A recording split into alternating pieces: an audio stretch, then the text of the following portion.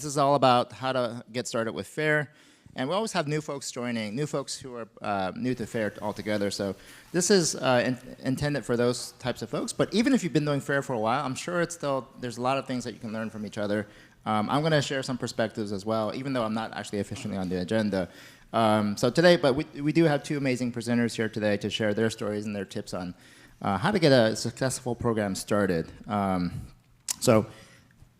My background, just real quickly, is that I brought FAIR into Bank of America. I was the executive sponsor for FAIR and got it started, and it was a great program. I thought it was a great program. But anyway, we'll hear from others here. Rob from Mastercard and AJ from Netflix. From ADP. Yeah, one of those other companies. And they're going to share their perspectives as well. And I'm just going to do color commentary and then poke holes in their thoughts as well. No, actually, I'm kidding. I'm going to also offer my own commentary in terms of how our journey was with FAIR as well. So with that, I'll turn it over to Rob and AJ. Thank you, Sunil. So I'm AJ Anand from ADP. I'm Director of Transformation, Innovation, and Continuous Improvement. A lot of words in global security organization. It's a new role we started last year with the focus on really maturing the organization from a standpoint of processes, capabilities. So I have a lot of experience. I've been in ADP for 14 years, and in the industry, before that in a consulting industry in E&Y. Fraud management, cyber risk management, cyber security, and so on. So from a different background, I'm kind of jack of all trades, and I love FAIR. In ADP, we were early adapters of FAIR. 2014, I would say, that's what I recall. 2014, 15, we started adopting FAIR. It was like a roller coaster journey, but a lot of good lessons that I can share with you guys today. Go ahead, Rob. Thanks, AJ. So my name's Rob Moore. I lead a risk framework analysis team at Mastercard. We've been adopting FAIR we're almost 5 years in, 6 years into our journey with FAIR, so hopefully can share some insights. I'm the chair of the London chapter of the FAIR Institute, and I also sit on the standards committee of the Cyber Risk Institute profile. So what we're going to do is we're going to take you through a journey of how to implement a FAIR methodology. And so it's breaking it into sort of 3 core phases. The timelines really depend on your organization, but it's broken down essentially into how do you introduce FAIR, integrate FAIR, and then deliver FAIR. Actually, just for expectation's sake, how long did it take for you to say you got to a point where you had a decently running program from start to that point? From us actually having an operating program, it was about a year and a half. Okay. AJ? It was almost 2+, I would say 2+ years before we shared the first outcome of it with our leaders. Okay, so Bank of America about 3.5 years. Yeah. Just baselining expectations. Yeah, okay. Good question. Okay, over to you, AJ. All right, so Sunil, so let's go to the next slide where we talk about, just want to get an understanding of what stages you are in. Right, so you want to take a quick poll? Sure, or yeah. Should I do it? This is about, again, understanding where you are in the journey. So let's kind of figure out where you guys are. So there's 1, 2, 3, 4, still on the fence, not sure where to begin. Are you in early stages? How far along? Are you further along? So I guess... just raise your hands. Yeah, actually, well, first of all, everyone raise your hands first, because I just want to get you in the motion of raising hands. People don't always raise hands. Okay, great, now you can put them down. Okay, who hasn't even started with FAIR at all? Okay, that's about a third of y'all, okay? Who has started but is just kind of like just starting to get going? Okay, that's about maybe a quarter, okay? And who feels like they could stand up here? Well, I mean, and that's like... But further along, they are further along. I mean, they've kick-started it, and in the integration phase, they're further along. Nice. Okay, great, awesome, okay. So great, I mean, because it's good, you can share some expertise with the group as well. Right? We're all practitioners here and want to learn more from each other. Right, the whole point of this FAIRCon, I've been with FAIR Institute I'm on the board of the FAIR Institute. I've been with the FAIRCon since day one. So I'm actually super happy to see so many people who are interested in FAIR, because 6, 7, how many ever years ago? It was maybe 4 of you here, so anyway. All right, so let's get started into the introduce phase. This is like laying down the foundation, like we lay down the groundwork. An important thing there, I broke it down into 4 key points here. That's like, first is buying in from the sponsors. So imagine that you learn fair and you're like, hey, go to the CISO or your C-level, your leaders. And if you're yourself a leader, that's great. So you now want your partners to rally up and influence others in the fair journey. But if you go there, hey, I learned something new, let's do it. They're going to, okay, focus on your priorities, we'll figure it out after a month. But it's also that conversation, how you start it. So let's say Rob is my CISO. I'll go, hey, Rob, we have like hundreds of things in red. Can we prioritize, and why we have that in red? And the question would be, okay, do we have some data points? Okay, why don't we have data points? Okay, so if we use like even 5 whys, I'm sure a lot of you are aware of 5 whys. Why we don't have data points? Because we never collected data points. Okay, why didn't we do it? We don't know what model to use to even quantify it. Okay, so the natural deduction of those things is, okay, we need some model to quantify it. So if you keep asking questions why we can't prioritize, you will automatically come to the point, okay, we can't collect data points, we can't quantify. And it will be a discussion, okay, yeah, so let's quantify. Okay, what model is there out there? Oh, FAIR is a great model. Well, hey, Rob, that's a great idea. So it's like, it's a collective thing rather than saying, hey, I'm the one who knows FAIR and I'll do it. Rally in your partners. That's a very important point. Rally in partners. Depending on your organization, let's say you have ERM, you have your cyber risk team yourself, you have other teams like your audit teams, your other control assessment teams. You have to rally in all your partners, okay? And get a feel of it in the first thing. Get a feel of it. Ask them how much aware they are, or should we all go together in this journey? Another important aspect in the first point itself, buy-in from the sponsor, is try to make a grid. Let's say there is a matrix, stakeholder matrix. So on one side, you have who has the highest influence, another side, who has the highest interest. So manage the top two, because people with a low interest and low influence, it's okay, just monitor them. People with a higher influence and low interest could be disruptors.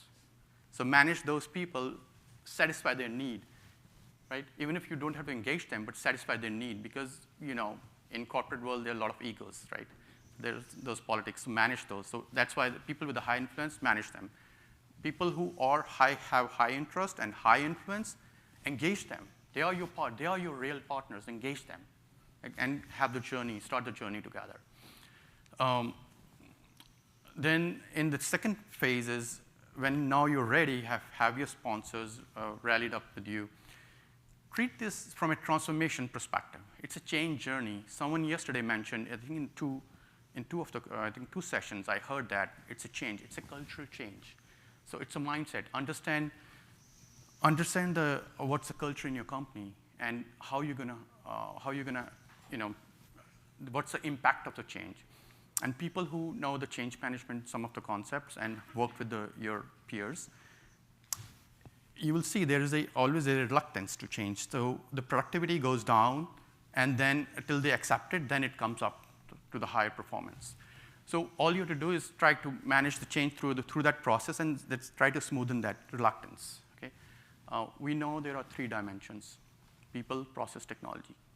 In any transformation initiative, people is the biggest, I think it's a key factor in adoption in that journey. So focus on people. How you can do that? That's through education. But before I go there, the factors for reluctance could be, there's a fear to learn, fear to learn something new, right? People are very comfortable. It's like you're rocking the boat. People who are comfortable, who are sitting there for, let's say, it could be fear of losing the job. People who are SME for like many, many, many years, they don't want to change. They want to still do the heat map. Right?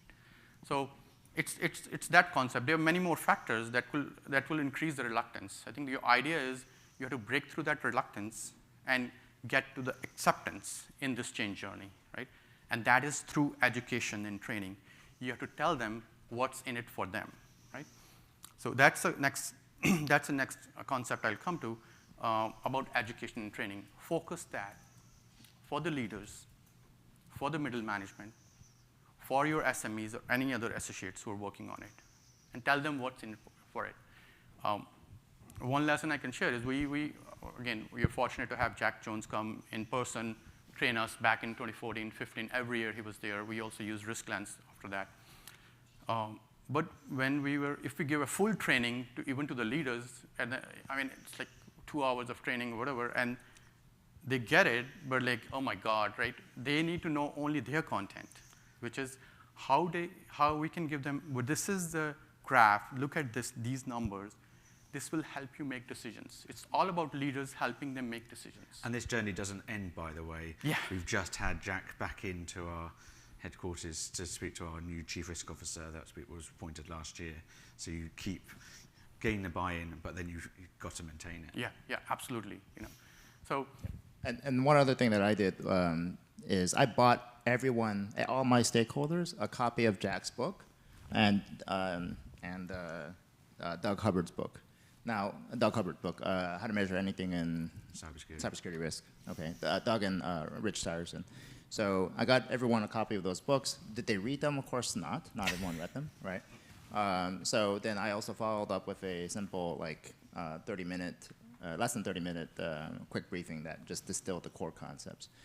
But it is largely about education and just making sure that they're on board. Yeah. And you have the drivers. With the leaders, if you talk about it, hey, what are the drivers? It's like SEC rule, right? You heard about that in conference. Form 8K. So leaders are concerned about it. How do you really disclose your material cyber risk? So that's for leaders. For the management, you tell them driver for you is you're going to justify your investments. Okay.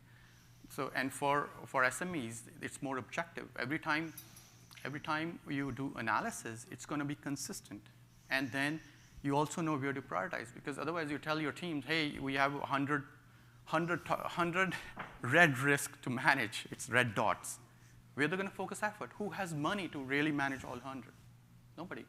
So it's like, at least you can tell them, 1 to 10, focus on these top 10. And so that's how decision making is very important. And different layers, different education. Other drivers, as you know, like investors ask about, hey, what's the ROI? How much money you're spending on your cybersecurity? And we had again, I was involved in calculating that aspect of money for cybersecurity. Yeah, go ahead.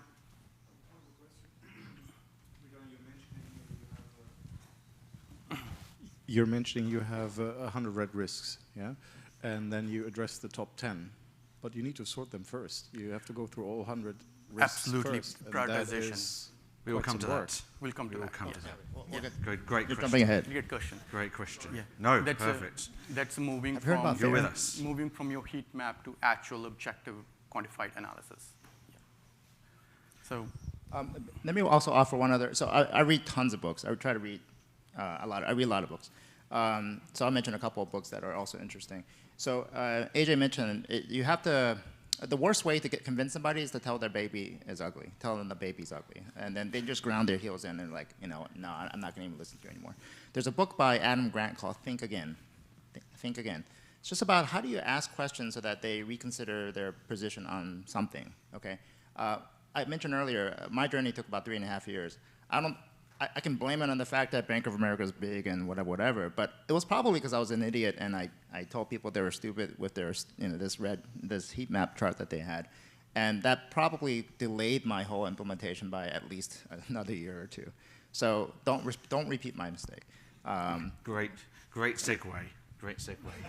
yeah, cool. Because I'm going to now strap in. If you're a fair purist here, I'm going to show you a heat map in a minute. So if you need to get some water, step out of the room, take a bit of a calm down, that's absolutely fine.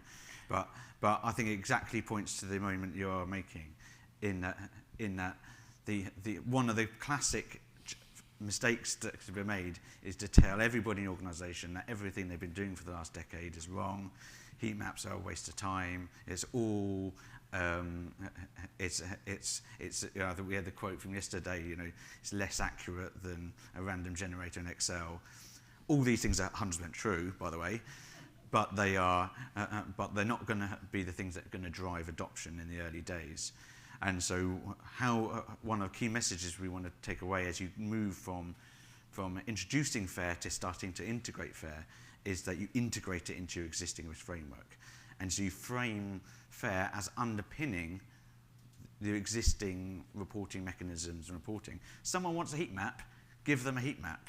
But what we can then say is, why is this one redder than red?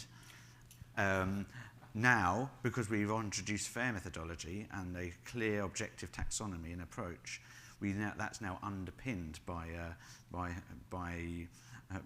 concise, rational decision-making model that is crucially an industry standard.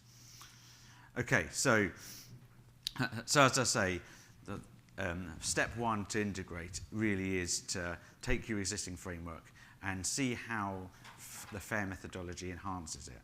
So you're not replacing anything.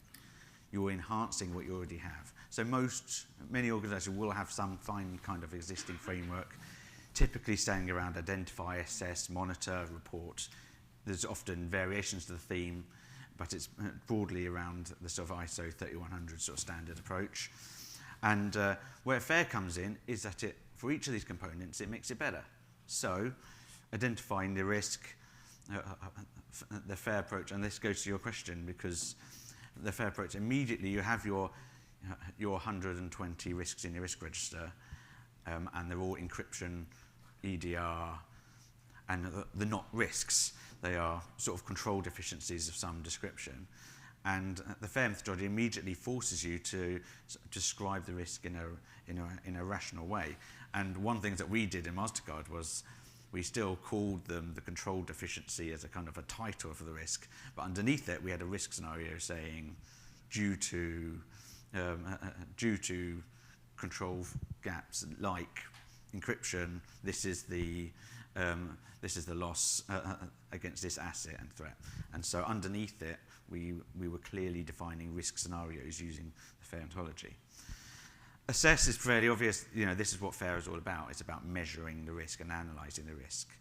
But in your early phases, it's less about the outcome of the quantification, but more the process of trying to quantify the risk immediately improves your ability to critically think about how the risk is constructed. And this is the key message. Continually, you'll hear through our presentation here, is that doing anything with like the FAIR methodology is already better than what was before, where you were just going risk is high.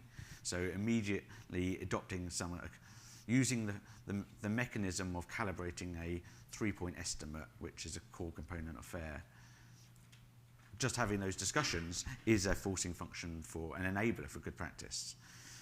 And that then leads you on to enable to monitor your risks by effectively comparing them, because you now have a measurement model to quantify it that you can compare them and, of course, report them with a financial value.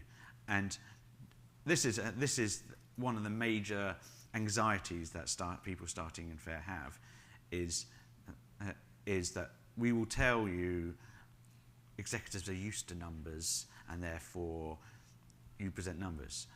And then there's a kind of misconception then that but the executive is going to challenge my numbers because we're in a world of uncertainty. Executives are used to the numbers. Executives have deal with forecasts in many other formats, but they're just not used to it for risk management. And so we just need to orientate them. So when you will always have one that will go, I spent 10 years in credit risk before this, for my role as CISO, and I know all about, so what sort of better PERT model are you using? If you're asking that question, this is a financial forecast. Are you asking that for your 2025 budget forecasts? That's equally wrong or right? No. But what we've done is that we've used an objective approach to quantify the risk. And we'll come on to how this sort of evolves in a moment. Because the next component then is the UK. You've integrated it into your you've sold the message, you've integrated it into your existing framework. You now need to prove this out. And you need to prove it out with some really straightforward use cases. And there's sort of 3 classic ones that is a great starting point if you're starting out with FAIR. First, you can go top down, and that goes to your risk register comment, which is you can go to the top and just look at, okay, what are our top 5, top 10 key security risk scenarios for the organization. And so you can do an assessment, and I'll show one of those in a moment. You can then get closer to decision making much more quickly, and this goes to the speed question. Through a risk reward analysis, identify a budgetary decision that's coming up, or a investment decision in some kind of tooling that mitigates risk in your organization, and support it with a risk assessment. And you don't have to ask permission, by the way. They're going to push their business case in front of the CFO. But if you do your analysis and you can demonstrate it's going to help support the decision, that is a really good way, shortcut way of gaining buy-in. And the third way, which we're not going to cover at all, there've been other sessions, the session before this was about this, but you can actually potentially realize very early on financial savings by integrating with these cyber insurance activities. But we're not going to talk about that today, but that is just out there as a potential option. Okay, so let's dig into this a little bit more. Okay, here's the heat map again, so don't panic. But this is the key piece here, that now we are starting to integrate FAIR methodology into our existing framework. We're now underpinning that heat map by a clearly defined risk scenario, defining the asset, the threat, and the effect. We're also integrating it with and starting to introduce the numbers, starting to provide, okay, what do we mean by unlikely? Well, unlikely is actually a 1 or 2 year frequency event. What do we mean by moderate? Well, we're talking like $20 to $100 million loss event. Instantly improves the conversation, instantly elevates it. To get these numbers, you have to have had thought about the risk properly. And then if they want a heat map, you can stick it in box, whatever is 15. And it's meaningless in one perspective, but it's an extremely powerful visualization tool. And people are orientated to it, so embedded, particularly in the financial services industry, as you may see as well. It's just, even the regulators are orientated to it. And so people are fearful, so you can provide it to them. Yeah, there's a general principle I want to point out here as well. So another book that everyone here should absolutely read, if you don't read it, then you'll regret it, is Daniel Kahneman's Thinking Fast and Slow. It's all about behavioral economics. It's actually all about risk, okay? And he talks about two different systems, System 1 thinking and System 2 thinking. System 1 thinking is intuitive, it's fast, it's reflexive. Heat charts, heat maps are System 1 thinking. FAIR is System 2 thinking. System 2 thinking is very cognitively heavy. It's effortful. And so that's why we choose to avoid it, because it just takes effort. We generally believe that we're System 2 thinkers, but in reality, we are System 1. We act in System 1, okay? The point here is to say, if we make decisions on System 1 thinking, we will make lots of bad decisions. So that's why we use FAIR, which is a System 2 thinking. But how you deliver it back is important, because you don't want to deliver it back as System 2 in System 2 format, because the people who are looking at it is going to say, this is too much. Can I see a heat map? Okay, sure, here you go. So the point is, if you make your decisions based on System 1 thinking, you'll make mistakes. Make decisions based on System 2, and then reflect it back in a System 1 way. And this is slightly getting a bit theoretical, but Jack's masterstroke with the FAIR methodology was that it gives us a stopping point for the System 2 thinking, saying this is a structure, you don't need to go further than the threat and the susceptibility to threat and the impact, and you can stop, because otherwise you can go down a rabbit hole. But the crucial component is that System 2 thinking is our job as risk managers. That is, we don't need to exist if we're totally going to rely on gut instinct and how humans normally work. Our whole job is to step back and think about things in an objective way. And so FAIR provides us with a industry standard approach that we can all get around to be able to build an improved level of objectivity into our assessments. Okay, let's push this on to a second one. I'm not going to cover this in too much detail, but this is then moving, okay, how do we get in front of decision making as a risk award? Fairly busy slide, don't need to read it all, but two things I just want to call out here. One, quite powerful reporting through using what we call whisker charts, where you can actually measure the 3-point estimates that are coming out of your FAIR tooling, whatever that is, or spreadsheet. And that allows you to give a measurement of what we don't know, i.e. the risk. And in this example, it's really simple that you've done a risk assessment, you used the FAIR approach to understand what the threats, assets and effect are, and say we have 30 gaps, and this is where many companies are. You've got your list of issues, you've got your lists of risks which are just issues, and so these are the gaps. We can sort of fix the easy ones, option 1. We can fix some of the harder ones, which is option 2. But there's going to be a bunch of issues if you're using a compliance-based approach, which you can't fix because simply the infrastructure is legacy and it just can't support a certain, it's not visible to certain scanning tools, or it's legacy infrastructure. And so option 3 is to remove all the gaps. The only way to do it is completely re-platform the whole system, but obviously that has huge cost and complexity and so on, and has uncertainty in itself. And so what we were able to do in this assessment, and this is based, obviously not real data, but based on a real thing we did, and we were able to demonstrate, using now a next layer of sort of complexity, the annual loss expectancy or the risk exposure numbers that FAIR provides, to give people a sense of comparable risk reduction. And so you can see here, and this is a really important component, that the assessment says that the risk today is $11 million. That number in itself is irrelevant on its own. It's not how much money you'd lose if the risk was to happen. It's just the annualized loss calculation from a Monte Carlo simulation, basically. Where it becomes powerful is we can say the risk moved from 11 million to 5 million into option 2. That basically is telling you that the risk is roughly going to halve. So if you invest the 4 million to option 2, you roughly half the risk. And if you spend another potentially 25 million, you can halve the risk again.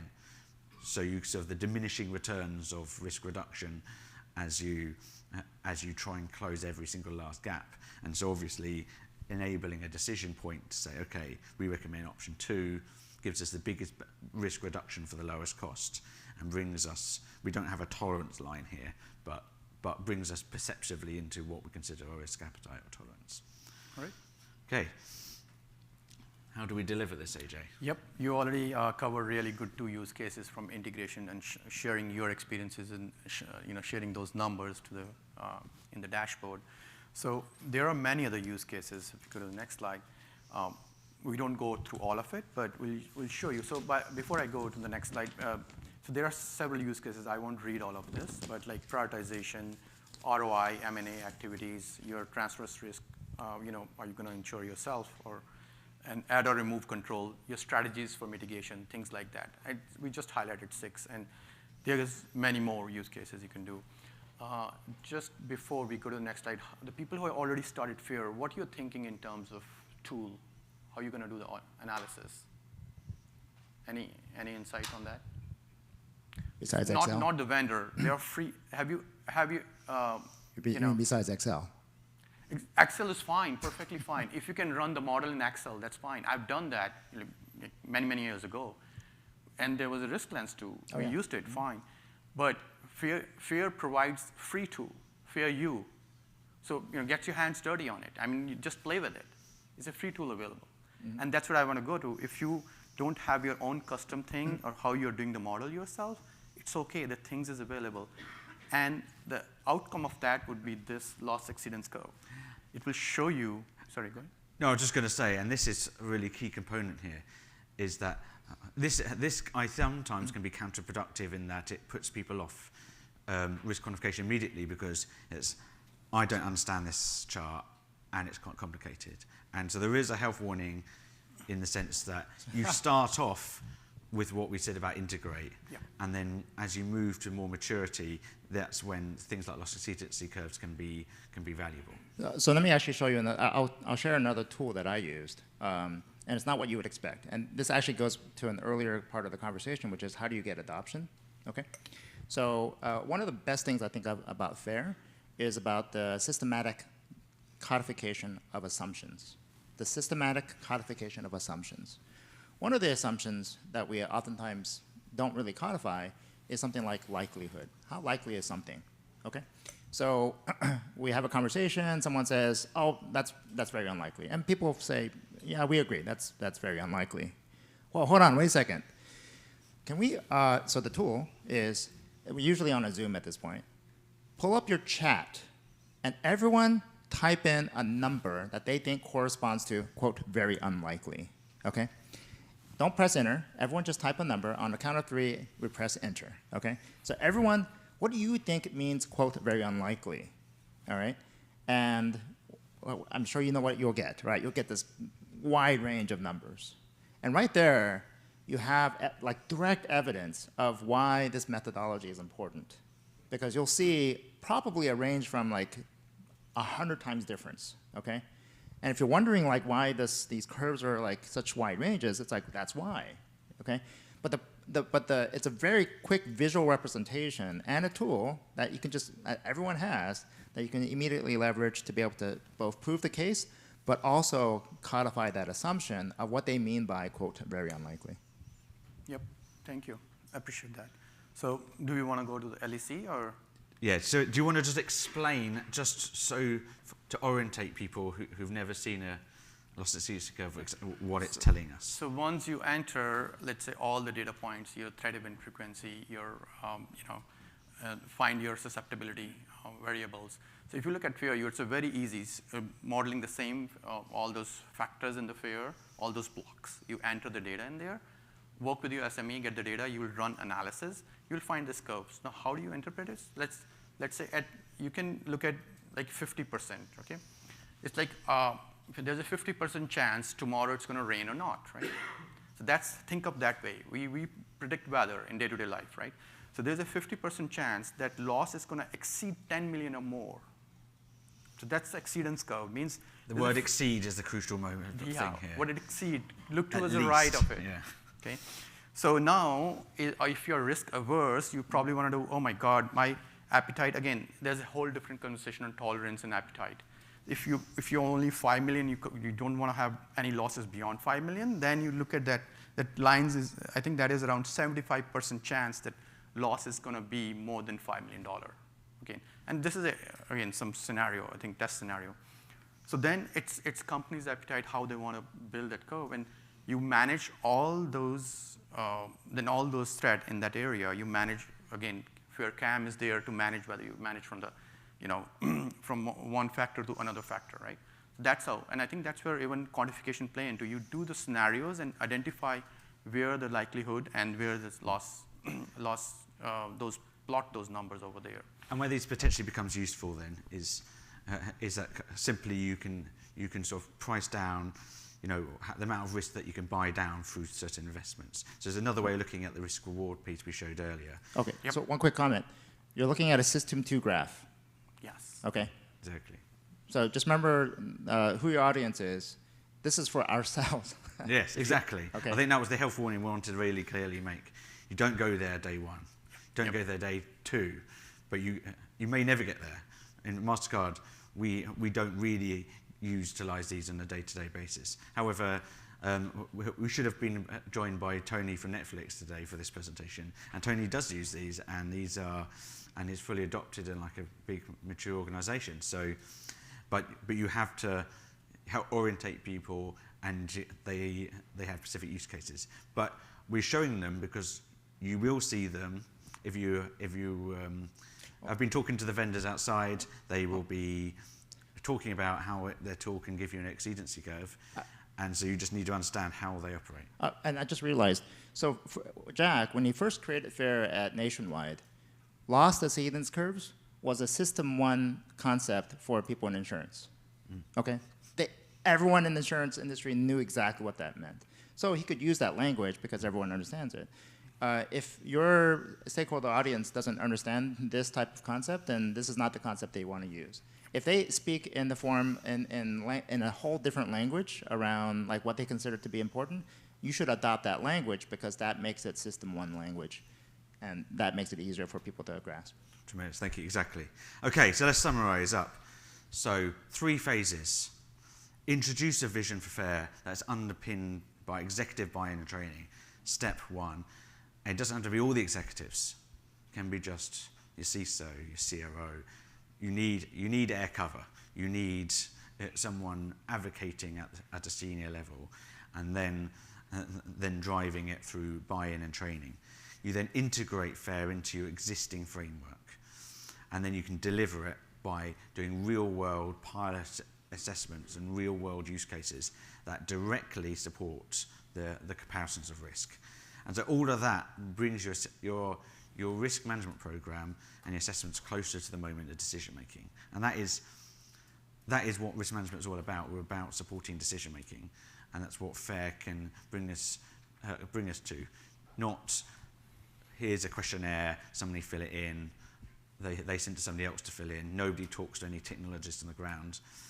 It is all about helping people make risk-reward decisions. Okay, so we have one question. Oh, yeah. No. Okay, so we have one question, and it's a good one from Juan. It's so how much budget or what percentage of our time or team did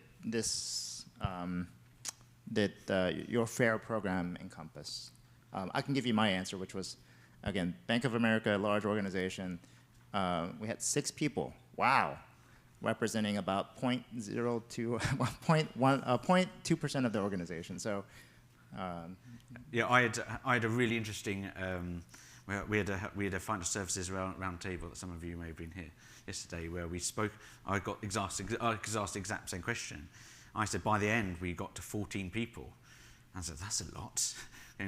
Well, there's like 30,000 people in Mastercard, but we have hundreds and hundreds of risk managers of certain description, and so we were a very small team. And we started with 2 of us, and then we expanded. But again, one of the things that FAIR provides is that enables scaling of the framework, because we're so grateful that FAIR methodology is a book that you can buy, you can provide to people, you can send them on training, you can if you get loads of buy-in, you can complement your program with external support, and we're all talking the same language. But we grew from 2 to 14 over about 4 years, 5 years or so.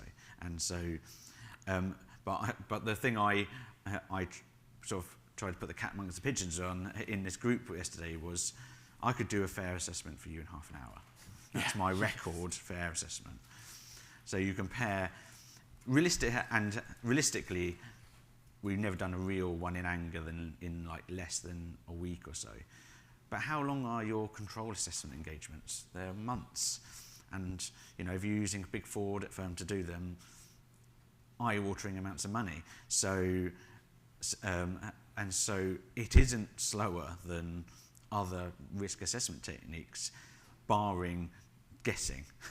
And so if you just want to go, but how much time is wasted doing a months and months of risk assessment to come up then and say the risk is high or medium high, and like 20 pages underneath it nobody reads. At least now that objective thinking is structured and brings itself up into a quantified financial number.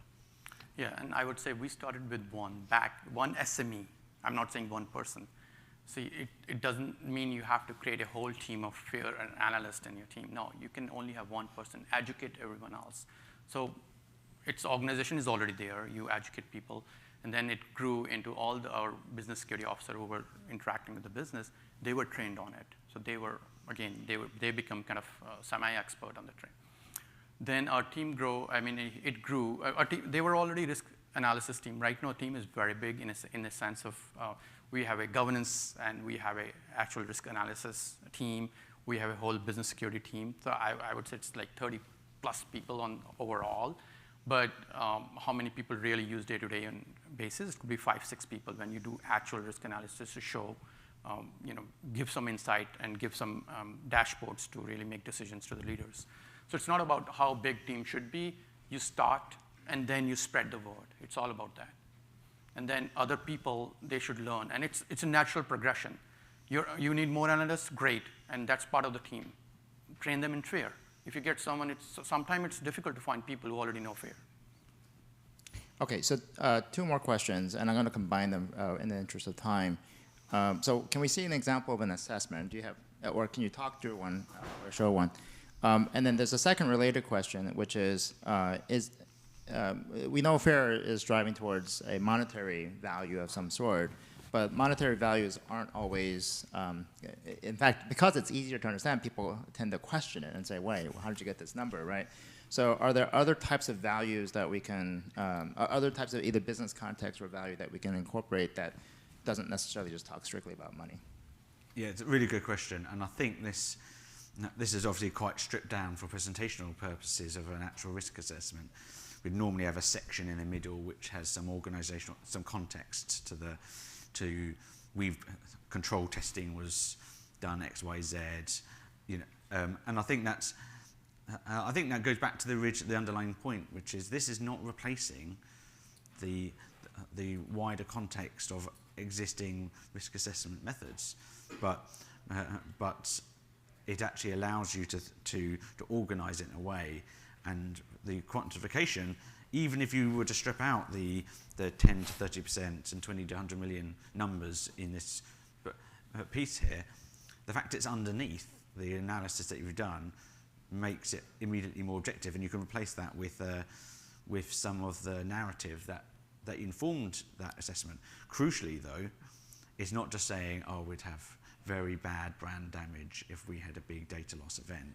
It would be saying, but to get to the number of 20 to 100 million, you're going to have been speaking to subject matter experts who have sort of said, yeah, well, we could lose that customer.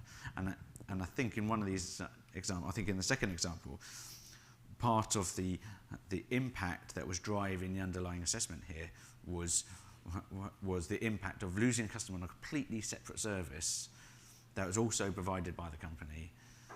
This was quite relatively contained, small revenue business service, but it had like big customers on it that could, if that damaged the reputation with them and they stepped away from a much more revenue profitable side of Mastercard, then we were able to model that into our assessment. And so that was, but you don't need to necessarily put the numbers out there to your question. You can just narratively say it, and it really depends on the organization. Yeah, and the way I would have done it is we just tie it to like an actual business function or business goal or business goal business objective that they have.